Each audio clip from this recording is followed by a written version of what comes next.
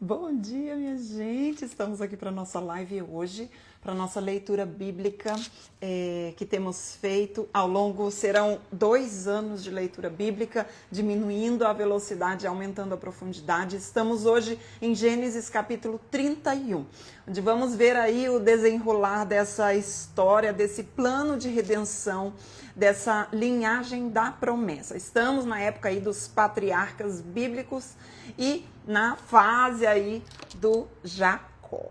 Vamos lá, minha gente, então, essa leitura de hoje, né, é um marco na história do plano de redenção, da promessa, da linhagem de Deus sobre essa semente, sobre o Redentor, sobre o Messias prometido. Então vamos lá fazer a nossa leitura em Gênesis capítulo 31. A gente vai sair formada, Vamos lá, minha gente, deixa eu ver se eu consigo tirar os comentários. Eu não sei por quê. Não aparece mais para mim aqui. Se alguém souber como faço para tirar os comentários, mas eu não sei. Deixa eu ver se é aqui. Não. Se alguém souber, me fala aí, gente, porque tem gente que tá dizendo, né, que atrapalha. Deixa eu ver se eu consigo aqui. Achei, gente. Consegui. Eu vou deixar sem comentários, tá bom? Pra gente concentrar aqui nesse nosso tempo de leitura bíblica. Então vamos lá, gente. Gênesis no capítulo 31. E aí eu abro os comentários ao final da nossa live, tá bom, gente? Vamos lá então ler. Eu vou ler hoje em Gênesis capítulo 31, na minha leitura da NVI, Nova Versão Internacional, tá bom? Vou deixar a minha Almeida Revista e Atualizada aqui do lado, porque eu gosto muito dessa leitura aqui. Ela é um pouco mais tradicional, né? Um pouco mais coloquial, vamos dizer assim. Então, eu vou deixar aqui do ladinho. Vocês sabem que essa aqui, a Almeida Revista e Atualizada, tem meu coração. Gente, eu amo, amo, amo. Apesar de que tem coisa ali que eu não entendo, não. Tem umas linguagens, umas palavras que eu não entendo, não. Então, vamos lá, gente. Por isso que é bom a gente ter mais de uma versão na nossa leitura bíblica. Então, Gênesis no capítulo 31. Vamos dar graças a Deus por esse tempo, por esse dia. Deus, obrigada, Senhor, por mais esse dia. Nós te agradecemos, Senhor, pela possibilidade que temos de acesso a tão grande tesouro, Senhor. Ajuda-nos na compreensão da tua palavra. Revela-nos, Senhor, sobre quem tu és, Pai, para que a partir desta ciência, desse conhecimento, Senhor, nós possamos também, Senhor, viver as nossas vidas submetidos a quem tu és, Pai. É no nome de Jesus que nós oramos e te agradecemos, Senhor. Amém. Gênesis capítulo 31. Então vamos lá, né, gente? Diz assim: Jacó, porém, ouviu falar que os filhos de Labão estavam dizendo: Jacó tomou tudo que o nosso pai tinha e juntou toda a sua riqueza à custa do nosso pai. E Jacó percebeu que a atitude de Labão para com ele já não era a mesma de antes. E o Senhor disse a Jacó: volte para a terra dos seus pais e de seus parentes, e eu estarei com você. Olha só o que está acontecendo. Aqui nós estamos em qual contexto? Nós estamos no tempo em que Jacó fugiu, né? Depois daquele acontecimento onde ele compra o direito de primogenitura do seu irmão Esaú. A mãe Rebeca fala assim: foge daqui, porque senão teu irmão vai te matar. E ele foge, né? Ele vai para a casa de Labão, lá ele se casa, que foi o que nós lemos aí no capítulo 29 e 30, os filhos que ele tem com as 2 mulheres e com as 2 concubinas, né? Então ele, com essas 4 mulheres, tem aí esses 12 filhos. A gente vai ver que depois aparece mais um filho ainda de Raquel, né, Benjamim, que vai estar mais para frente um bocadinho. Mas nós temos aí, então, na leitura do capítulo 29 e 30, os filhos de Jacó. E com esses filhos, então, nós vamos ver aí os 12 filhos de Jacó, né, que são as 12 tribos de Israel.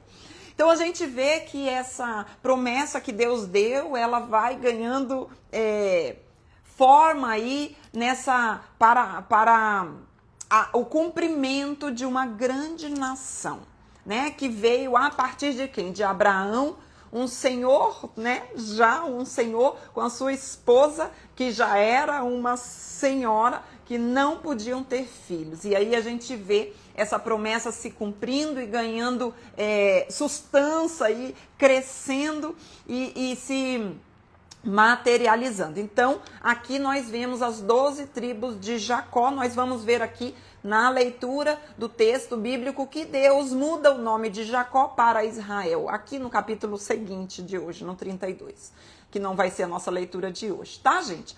Mas, e aí a gente vê, então é muito importante os capítulos anteriores aí, o capítulo 29 e 30, que é a formação desses, através desses filhos, né, que nós teremos então as 12 tribos.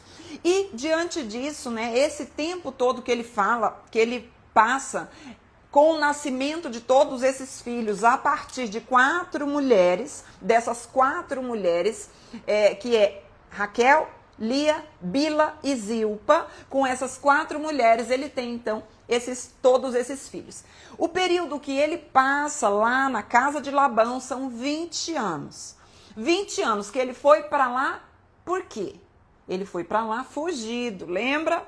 Que ele foi para lá fugido, a sua mãe o encomendou, vai para lá, menino, vai para lá. Ela sabia que a tensão familiar estava a ponto de explodir a qualquer momento e Esaú, com aquele ódio todo, podia matar o filho dela, né? Ela falou, vai para lá, menino. E ele foi, casou, teve filhos com essas mulheres e agora, depois de 20 anos, nós estamos neste contexto aqui. Depois de 20 anos da fuga dele, nós estamos dentro do contexto que é o capítulo 31. Esse capítulo 31 aqui, né, são bastante versículos, mas a gente tem que ler esse capítulo aqui com um olhar para aquilo que vai vir depois, né? A gente precisa ler isso daqui e prestar atenção em todos os acontecimentos futuros aqui. A gente vai perceber muita coisa, né? Que é uma preparação para tudo aquilo que vai acontecer, tá, gente? Então vamos lá, nós lemos aqui o versículo 3, eu vou ler de novo. E o Senhor disse a Jacó, volte para a terra dos seus pais e de seus parentes, e eu estarei com você.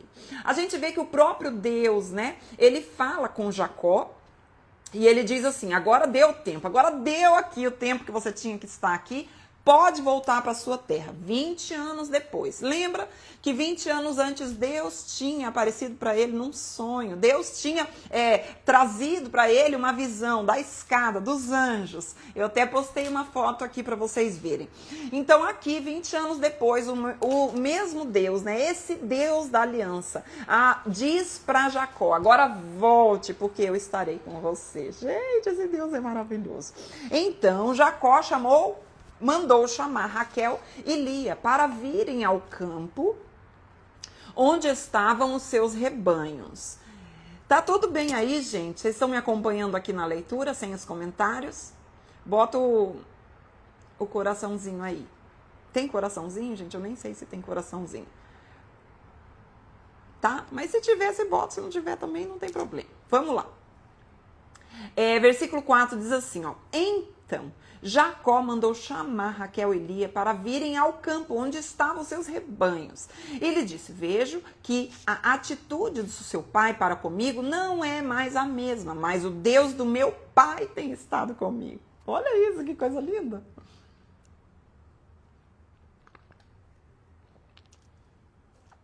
Vocês sabem que eu trabalhei para seu pai com todo o empenho, mas ele tem me feito de tolo, mudando meu salário 10 vezes. Contudo, Deus não permitiu que ele me prejudicasse. Se ele dizia, as crias salpicadas serão seu salário, todos os rebanhos geravam filhotes salpicados. E se ele dizia, as que têm listras serão seu salário, todos os rebanhos geravam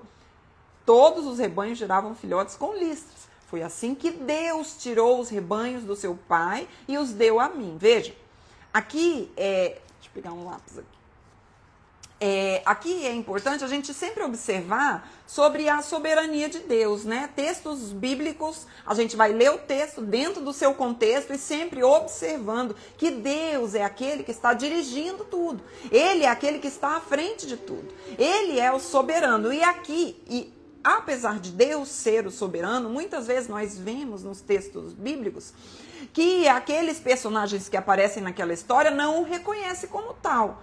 Então, quando ele está reconhecendo aqui, eu gosto de grifar, né? E de perceber aqui que ele está reconhecendo que foi Deus quem fez tudo aquilo. Foi Deus quem prosperou o seu rebanho. Porque ele diz assim, ó...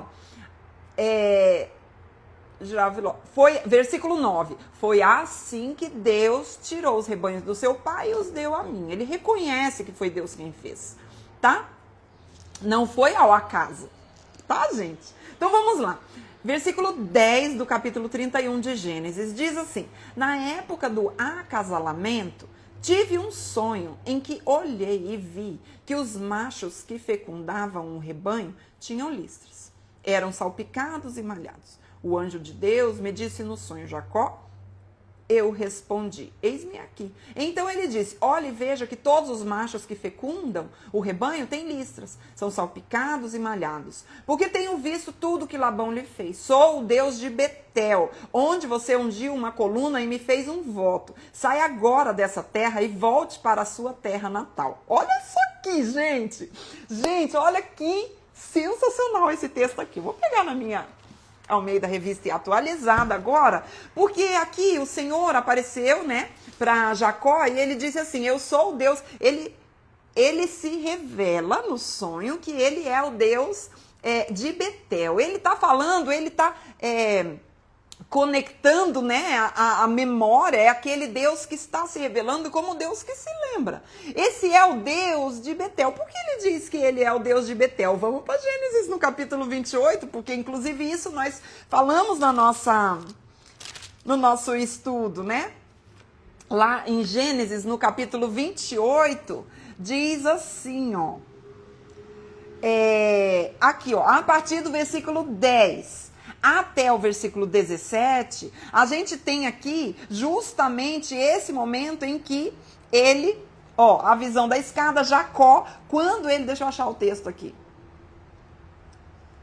a coluna de Betel, não, até o versículo 22, tá, gente? Que ele diz assim, ó, versículo 18, não é do versículo 10 até o versículo 22, tá? Você anote aí, mas a gente só vai ler a partir do versículo 18. E aqui também apareceu uma questão muito interessante que me mandaram essa pergunta sobre esse texto aqui. Eu quero aproveitar para a gente ler, já que o Senhor está falando dessa visão aqui lá na frente. Então diz assim, ó, versículo 18. Tendo-se levantado Jacó cedo de madrugada, tomou a pedra que havia posto por travesseiro e a erigiu em coluna, sobre cujo topo entornou azeite. E ao lugar... cidade que outrora se chamava Luz, deu o nome de Betel. Tá vendo? É isso aí que ele tá falando lá em Gênesis, no capítulo 31, gente. Sensacional. Tá? Então, ele deu o nome de quê? De Betel. Olha só. Fez também Jacó um voto, dizendo, se Deus for comigo e me guardar nessa jornada que empreendo e me der pão para comer e roupa que me vista, de maneira que eu volte em paz para a casa do meu pai, então o Senhor será o meu Deus, e a pedra que erigi por coluna será a casa de Deus, e de tudo quanto me concederes, certamente eu te darei o dízimo. Aqui a gente vê que Jacó, ele faz essa coluna, né, ele erege aqui, ó, ele erigiu uma coluna com a pedra que ele tinha deitado. Ele deu o nome daquilo ali de Betel, né? Deu o nome de Betel, aquele lugar. Então foi ali, né, que ele faz um voto, olha lá. Jacó faz um voto dizendo: se Deus for comigo, e eu recebi uma pergunta assim, ó, nossa, mas ele aqui ele tá muito arrogante em fazer esse voto. E certamente, ele tá mesmo muito arrogante em fazer um voto desse. E sabe, eu acho tão maravilhoso porque essa questão, né, que surgiu, que fizeram essa pergunta, eu falei, nossa, que bom falar sobre isso, porque às vezes nós vemos isso e nós falamos assim, ai Senhor, eu quero, a gente age igual Jacó, porque, olha isso aqui, gente, não dá pra perder. Por quê? Porque isso aqui é um texto descritivo, mas não prescritivo, né? Porque a gente olha aqui e fala assim, nossa, Jacó fez um voto, né? Então eu vou fazer voto também com o Senhor. E aí a gente quer colocar Deus na parede. Por quê? Tá na Bíblia. Tá vendo, gente? Tá vendo que sensacional a gente entender isso? Só que esse voto que Jacó faz aqui só revela o coração dele. Qual coração? Um coração infantil, um coração imaturo, um coração que não confia em Deus, que não depende de Deus, que não crê na soberania do Senhor. É esse tipo de coração que faz um voto com o Senhor dessa maneira. Tanto é que aqui foi 20 anos depois do que nós vamos ver ali para frente, no capítulo 31. Então aqui, ainda na imaturidade de Jacó, ele faz um voto com o Senhor e a gente vai observar isso daqui no coração de Jacó e como a gente vai vendo o Senhor se revelando a Jacó, e a gente vai vendo esse Jacó que começa fazendo um voto aqui, mas um Jacó que vai amadurecendo na sua fé. Então a gente vai vendo isso se revelando progressivamente. Então isso daqui é uma atitude que nós vemos, é um texto bíblico que nós vemos, que ele é descritivo. Está contando para nós algo que aconteceu, mas ele não é prescritivo. Agora a gente já sabe. Se você não entendeu, você veja o meu post aqui sobre esses textos de natureza descritiva e prescritiva, tá? Então aqui a gente vê isso, esse coração, onde ele chega aqui revelando esse coração imaturo dele. Mas depois de 20 anos é o Deus quem aparece. Por quê, gente? Por que Deus aparece para ele e fala, ei, eu sou aquele que apareceu para você lá? Porque Deus, ele é fiel. E ele sustenta a promessa que ele prometeu. Aqui eu não estou falando de promessas que nós criamos, que nós desejamos, sobre algo que está no nosso coração, que a gente quer e a gente acha que é promessa de Deus. Foi Deus quem disse. Deus é fiel para sustentar a promessa que ele deu, não a que eu criei. E tá cheio de gente criando promessas e achando que é Deus. E aí acha que vai acontecer, que Deus é fiel para cumprir. Foi Deus quem disse. Porque Deus aqui, ele é fiel para cumprir a promessa que ele deu. Que ele deu onde? Para quem? Ele deu para Abraão. A promessa que se cumpre em Abraão foi a primeira lá que aparece no proto-evangelho, Gênesis 3, versículo 15. Aí Deus cria uma nação para ele. A partir de quem? Abraão. Gênesis capítulo 12, verso 1, 2 e 3. Está lá. É Deus cumprindo a promessa que ele tinha feito em Gênesis 3,15, o proto-evangelho. Nós já falamos sobre isso. E aí aqui o que acontece? É Deus falando para ele o quê? Aquilo que ele tinha prometido, gente. Olha isso aqui. Lá em Gênesis 13, versículo 14. Vem comigo, gente. Só pra gente embasar aqui, tá? A gente já vai e volta para Betel.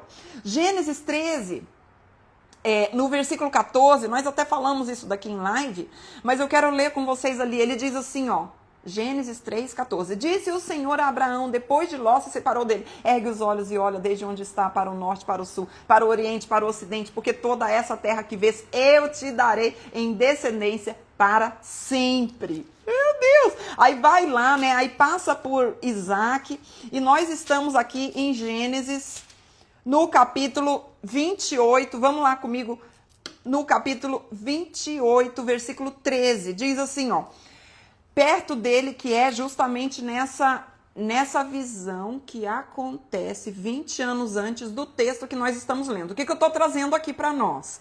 O embasamento para que a gente possa ler o texto do capítulo 31 com maior profundidade, tá bom? Então, houve a promessa do Senhor a Abraão, passou por Isaac e agora está em Jacó. Vejam só. Lá no capítulo 28, verso 13, diz assim: perto dele estava o Senhor e lhe disse: eu sou o Senhor, Deus de Abraão, teu pai, e Deus de Isaac. A terra em que agora estás deitado, eu te darei, a ti e a tua descendência.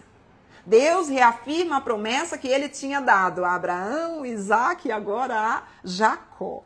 Ai, gente. Aí a gente passa, né? Nascem todos os filhos dele e nós estamos aqui em Gênesis 31, tá? Então, quando a gente está aqui em Gênesis 31, esse texto bíblico, ele começa... Opa, eu estava lendo na outra. Esse texto bíblico aqui, ele começa falando o quê? Agora, passaram-se 20 anos. 20 anos do quê? De que ele fugiu. E alguma coisa acontece também nesses 20 anos antes, quando ele foge de Esaú, que é o quê? É a visão que ele tem da escada. Que quando Deus aparece para ele, quando Deus reafirma a promessa que ele deu a Abraão e Isaac. Aonde? Naquela coluna que o próprio Jacó deu o nome para aquele lugar de Betel. Agora, esse Deus, depois desses 20 anos, aparece para ele.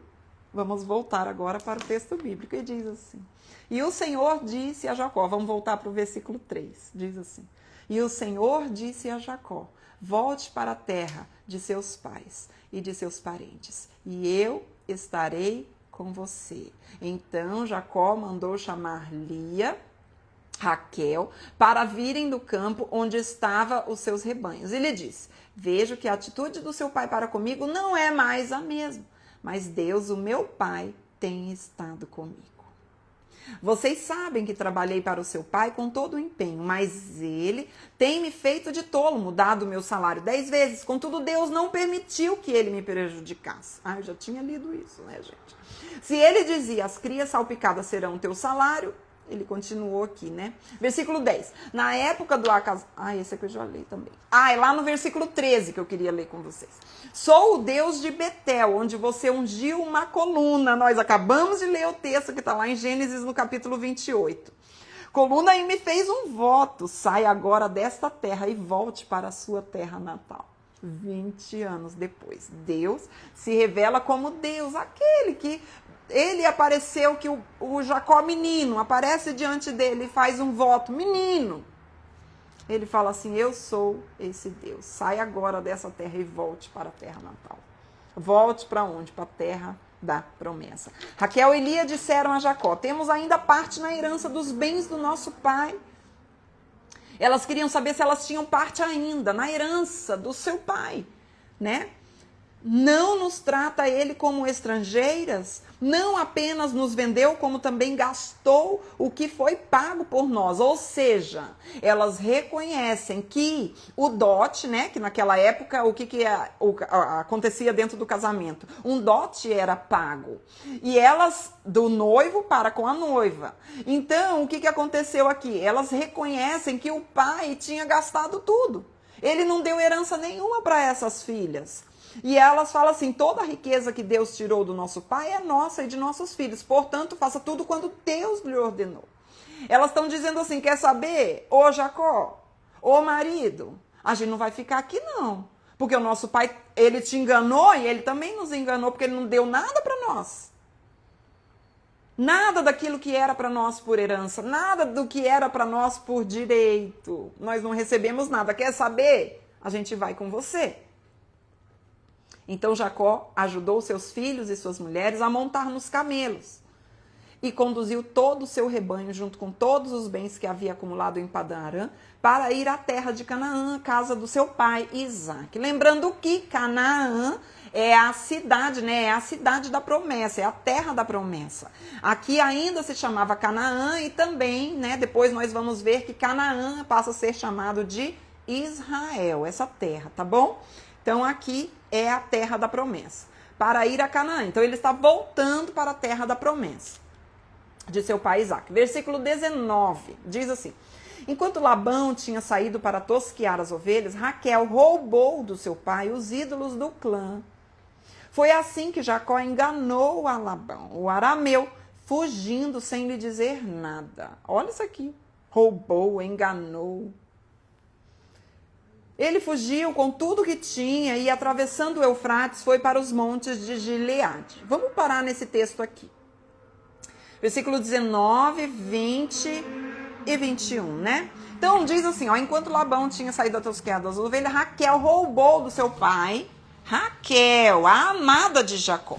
Ela rouba do seu pai o que? Os ídolos do clã, né? E foi assim que Jacó enganou a Labão. Você veja, a gente tem um roubo de Raquel e a enganação aqui de Jacó, né? Fugindo sem lhe dizer nada. Então ele preparou, Jacó montou aí uma fuga, né? Junto com as suas mulheres, junto com seus filhos, junto com seus rebanhos, para que ele saísse sem que Labão percebesse. Nisso que estava todo mundo organizando, o que ia levar, o que não ia levar, como que ia ser a situação, Raquel pega os ídolos.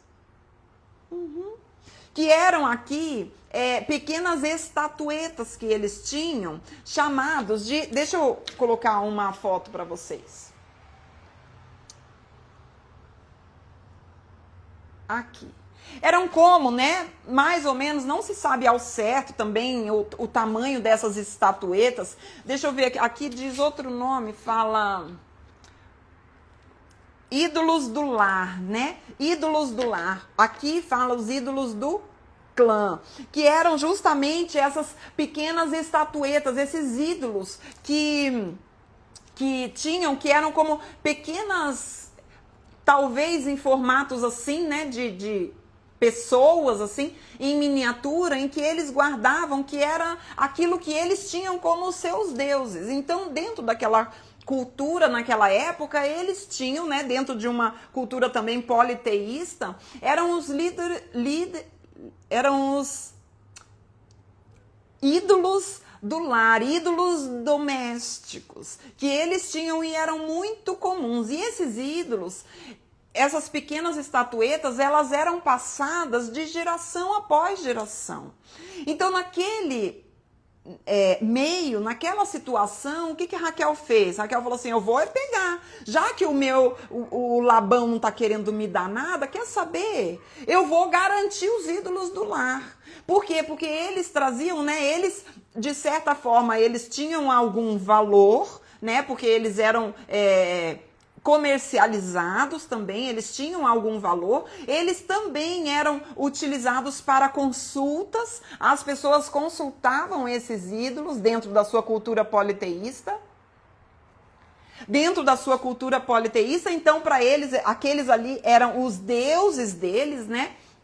Então, eles tinham um apego àquelas estatuetas, e Raquel falou assim, quer saber? Eu vou levar, já que o meu pai não está me dando nada aqui, eu vou garantir isso daqui. De certa forma, é uma segurança, porque eu não sei o que vai acontecer comigo. E também, há também uma outra entendimento, outra linha sobre esse texto bíblico, que é como se Raquel quisesse tirar aqueles deuses dali para que o pai dele não consultasse esses deuses e, de certa forma, fosse atrás de saber onde é que eles estavam, tá? Mas o que a gente sabe é que ela roubou aqueles ídolos do lar, né? E o que isso tem a ver conosco nos dias de hoje?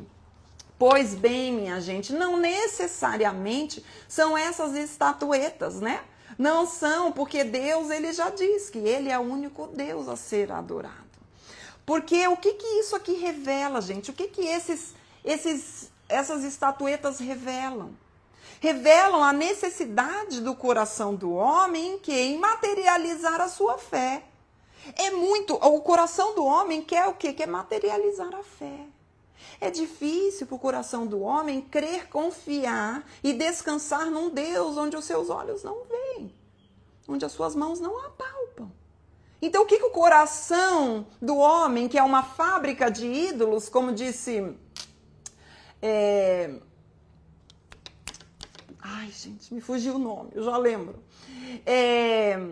diz que o nosso coração é uma fábrica de ídolos. Por quê? Porque nós estamos o tempo todo criando estatuetas aonde a nossa fé possa descansar. Então, gente, isso vai completamente em contra daquilo que a palavra de Deus diz e sobre o caráter do nosso Deus. Hebreus capítulo 11. Bote aí, anote aí. Então, o que o coração do homem idólatra faz? Ele quer materializar a fé. Assim como a gente vê Raquel aqui. Dentro de uma cultura politeísta, dentro de uma cultura onde eles adoravam a inúmeros deuses. Aqui só revela o coração dela ainda, esse sincretismo religioso, onde ela sim acreditava no Deus do Jacó, mas ela também queria se apegar aos deuses que ela estava ali acostumada. Como uma garantia, como uma segurança. E aqui a gente tem que ver também como está o nosso coração. Será que nós confiamos em Deus? Será que Ele é o nosso único Deus e Senhor? Porque nós não podemos adorar a dois senhores. É o que o texto bíblico diz. Ou nós amamos, né? Ou nós aborrecemos a um ou a outro. Então, minha gente, a gente continua aqui a nossa leitura em versículo 22, tá? Gênesis 31, versículo 22. Diz assim: 3 dias depois, Labão, olha só, então eles já estavam nessa fuga aí há 3 dias.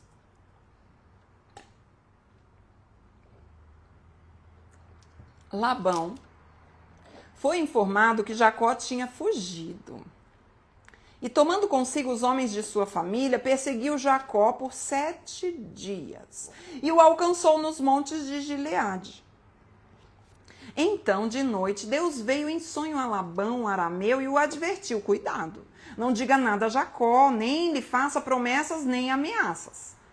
Olha só, um Deus que está protegendo aqui e cuidando de quem? De Jacó. Labão alcançou Jacó, que estava acampado nos montes de Gileade. Então, Labão e os homens se acamparam ali também. Ele perguntou a Jacó: o que foi que você fez? Não só me enganou, como também raptou as minhas filhas, como se fossem prisioneiras de guerra. Por que você me enganou, fugindo em segredo, sem avisar-me?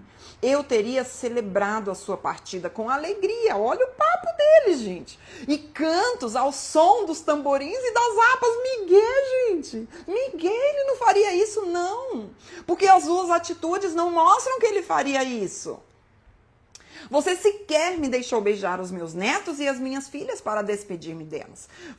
Você foi insensato. Tenho poder para prejudicá-los, mas na noite passada o Deus do pai de vocês me advertiu: cuidado, não diga nada a Jacó, não lhe faça promessas nem ameaças. Agora, se você partiu porque tinha saudade de casa do teu pai, por que roubou os meus ídolos, os meus deuses? Olha aqui, ó. Então Labão sente falta das suas estatuetas, né, dos seus deuses, e ele fala: tá, mas se você está indo já para a casa do seu Deus, já que é um só, por que você está levando as minhas estatuetas? Jacó respondeu a Labão: tive medo, pois pensei que você tiraria as suas filhas de minha força. Quanto aos seus deuses, quem for encontrado com eles não ficará vivo.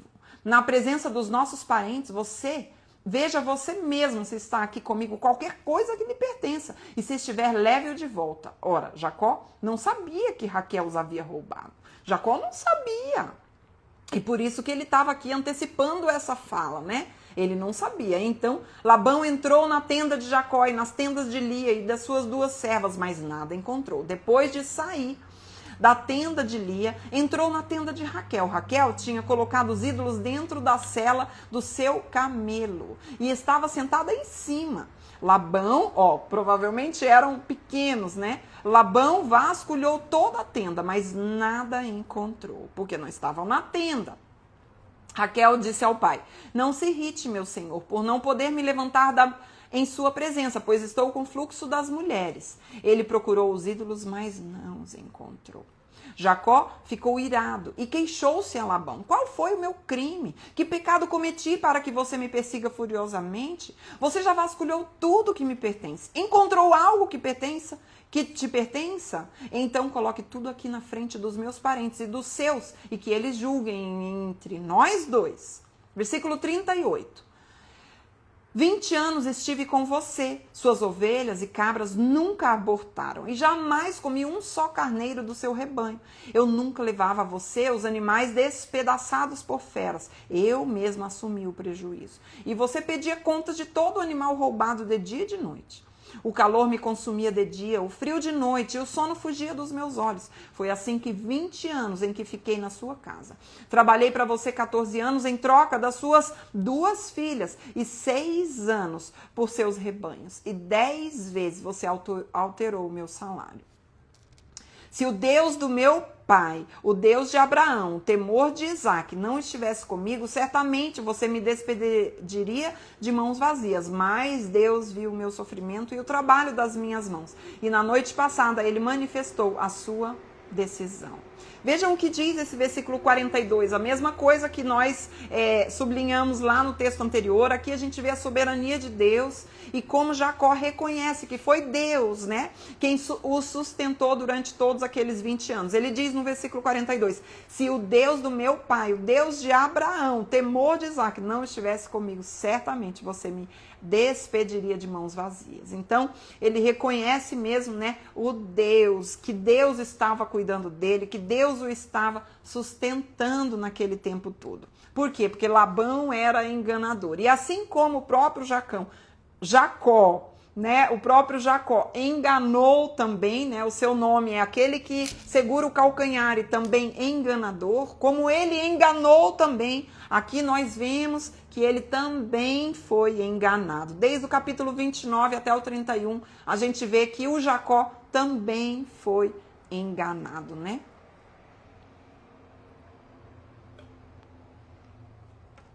Então, o que a gente vê aqui, né? A gente vê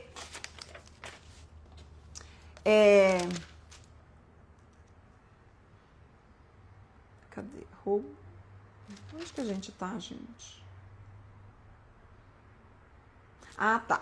Vamos para o versículo 43, tá? Diz assim: Labão respondeu a Jacó: as mulheres são minhas filhas, os filhos são meus, os rebanhos são meus, tudo o que você vê é meu. Labão dizendo: que posso fazer por essas minhas filhas ou pelos filhos que delas nasceram? Façamos agora, eu e você, um acordo que sirva de testemunho entre nós dois. Então Jacó tomou uma pedra e a colocou em pé, uma coluna, e disse aos seus parentes: juntem algumas pedras. Eles apanharam pedras e as amontoaram. Depois comeram ali, ao lado do monte de pedras. Labão o chamou Jegar Saduta e Jacó o chamou Galeede. A gente vê que eles fazem aqui um acordo, Labão e Jacó, tá? Eles fazem um acordo e eles têm testemunhas, né? Inclusive, era feito um acordo e o acordo era selado aqui dessa forma, com essas testemunhas e também com uma refeição, que nós já falamos também isso daqui em outras lives aqui que nós fizemos, né? Então, eles fazem aqui uma refeição naquilo e esse acordo ele é feito. E esse acordo, vamos terminar a leitura e a gente já vai falar sobre esse acordo feito. Versículo 48 diz assim: Labão disse: este monte de pedras é uma testemunha entre mim e você no dia de hoje.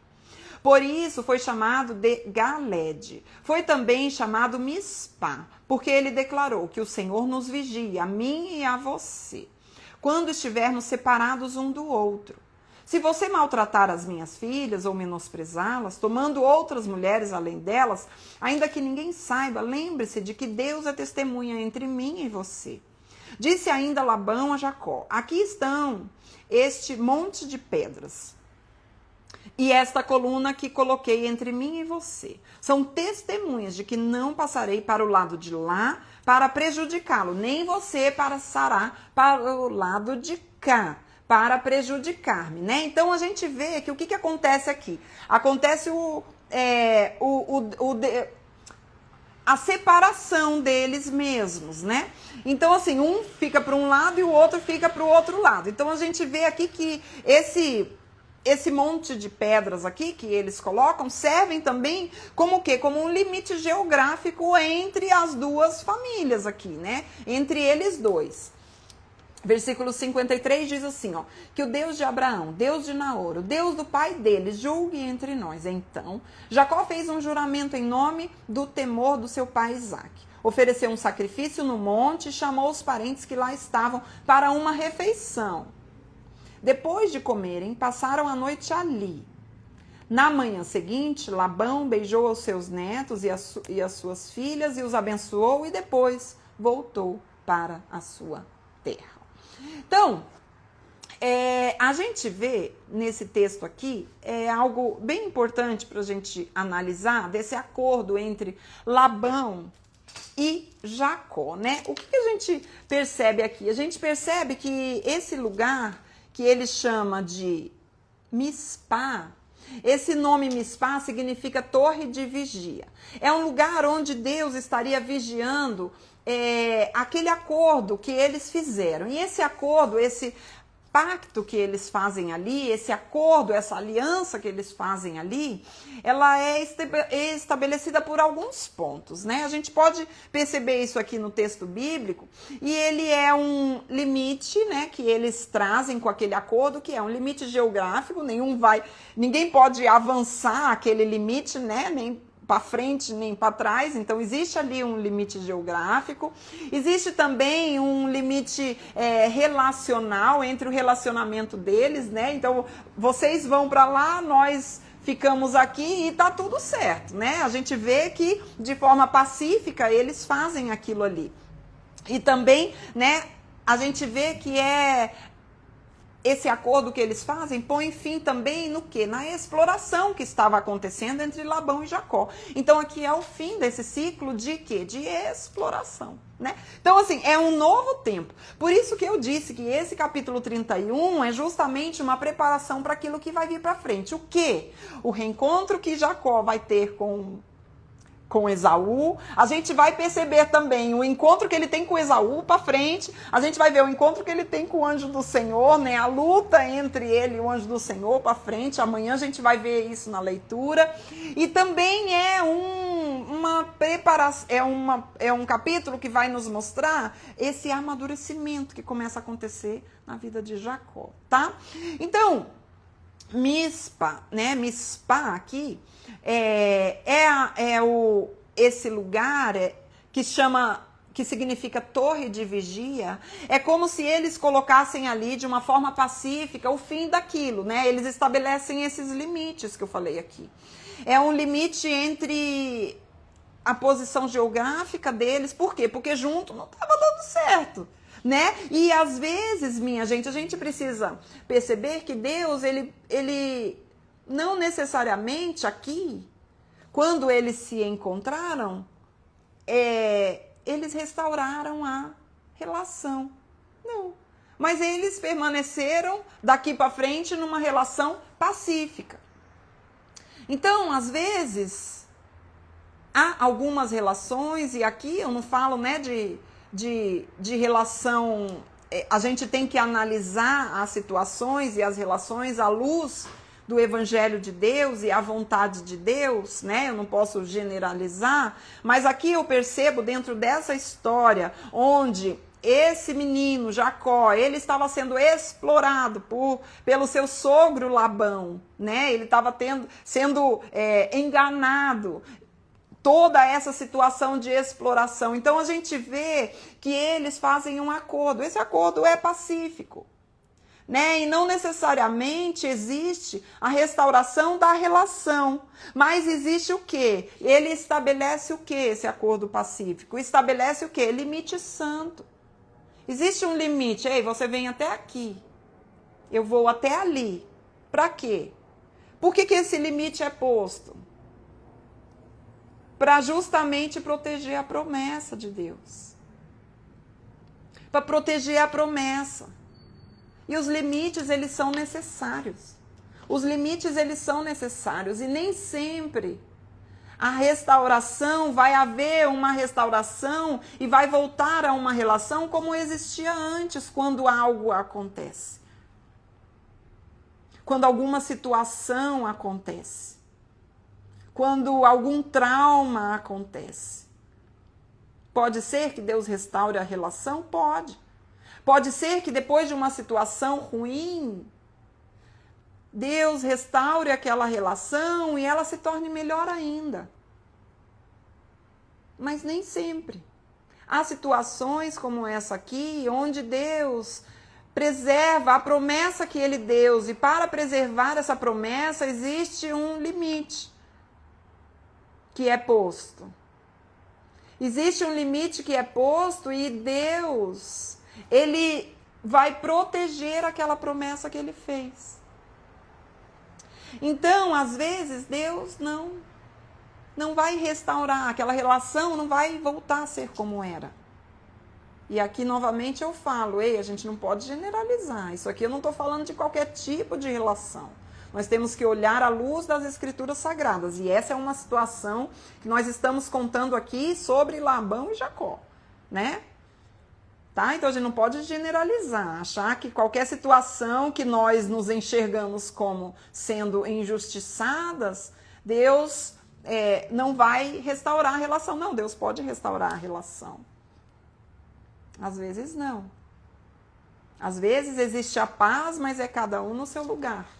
Como nós vamos ver outras situações aqui para frente também.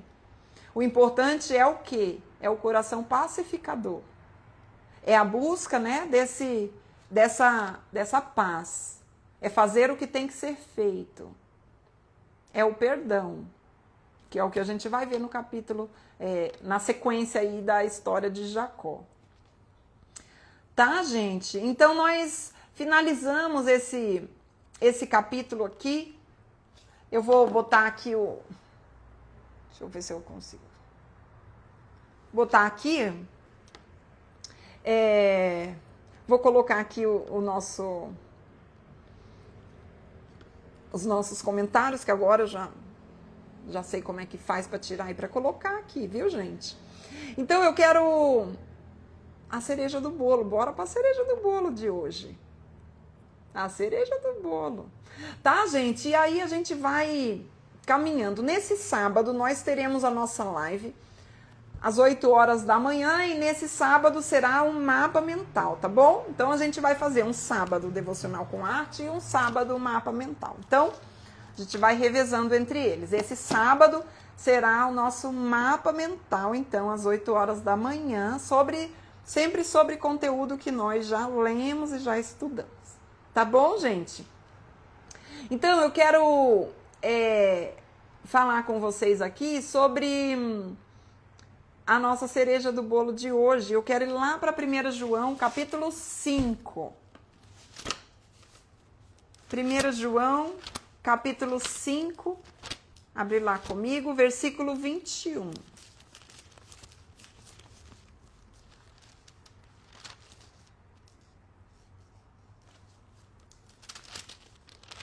Olha.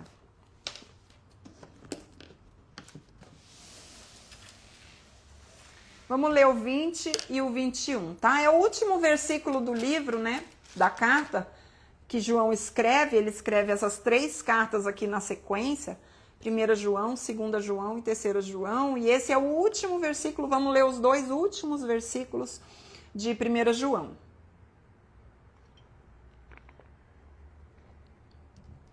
Que diz assim, ó. Também sabemos que o Filho de Deus é vindo e nos tem dado entendimento para reconhecermos o verdadeiro. E estamos no verdadeiro em seu Filho, Jesus Cristo. Esse é o verdadeiro Deus e a vida eterna. Gente, que texto mais lindo. Versículo 21, ele diz assim: Filhinhos, guardai-vos dos ídolos. Olha esse texto aqui, né? O Filho de Deus é vindo e nos tem dado entendimento para reconhecermos o verdadeiro. Grife verdadeiro, porque vai aparecer de novo. E estamos no verdadeiro, em seu Filho Jesus, que é o verdadeiro Deus e a vida eterna. Em um versículo, 3 vezes, verdadeiro. Por quê? Porque este é o Deus verdadeiro. Não existe outro. Nós criamos ídolos. Nós criamos, nós comercializamos, nós queremos materializar a nossa fé através de ídolos, que nem sempre são estatuetas. Muitas vezes nós materializamos o ídolo. Quando? Quando ele ocupa, quando ele tem o nosso coração. Às vezes é um marido, às vezes é uma relação, às vezes é um filho, às vezes é algo, às vezes é um diploma, às vezes é o seu trabalho. E muitas vezes você mesmo, você mesma é o ídolo no seu coração. Mas todos esses são falsos ídolos. Absolutamente todos. Todos eles. Porque só existe um que é o verdadeiro. O verdadeiro e o verdadeiro. Está aqui. E por isso ele diz, guardai-vos. E esse guardar no sentido de vigia. Vigia o seu coração. Para que você não acumule no seu coração ídolos. Para que você não tente materializar a sua fé. Porque a fé nesse Deus visível é você caminhar não por aquilo que você vê. Não. Então, gente, guardem-se dos ídolos. Guarde o seu coração. Amém, gente? Assim como nós vimos Raquel, que tentava o quê? Se segurar. Tentava a segurança. Tentava uma direção. Com o quê? Com aquelas estatuetas. Tá bom, gente? Então... Ai, foi Calvino aí, ó, gente. Então, gente, que a gente possa continuar a nossa leitura. Esse sábado nós teremos, então, a nossa live, 8 horas da manhã, com o nosso mapa mental, tá bom? Já deixa o teu caderno aí de mapa mental separado, porque nós vamos fazer o nosso mapa mental. E que Deus abençoe e seguimos até que ele venha numa busca consciente por conhecer a Deus através da sua autorrevelação, né? É sobre ele se revelar e não sobre eu criar um Deus para mim. Tá bom, gente? Deus abençoe, então, e até sábado.